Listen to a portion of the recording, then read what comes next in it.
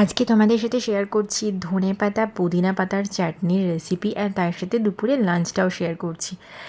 তো ভালো করে এগুলোকে ধুয়ে নেব। ধনেপাতা আর পুদিনা পাতা যে কোনো পাতা বা সবজি মানে খুব ভালো করে ধুতে হয়, মানে বিশেষ করে গ্রিন লিফি ভেজিটেবলসগুলো। তো এগুলোকে ওয়াশ করে নিচ্ছি ভালো করে। দেখো, পুদিনা পাতাগুলোকে আগেই বেছে রেখেছি, কারণ এগুলো অ্যাকচুয়ালি অনেকটা টাইম টেকিং ব্যাপার। তো ধুয়ে ভালো করে পুদিনা পাতা দিয়ে দেবো, ধনেপাতা, আর তার সাথে দিয়েছিলাম লেবু আর আদা আর রসুন এবং পেঁয়াজও দিতে পারো যারা পেঁয়াজ রসুন খাও। আদারওয়াইজ একটু আদা দিয়ে কাঁচা লঙ্কা দিয়ে আর জাস্ট লেবুটাকে পরে স্কুইজ করে দেবে, দিয়ে একটু বিট নুন দিয়ে দেবে।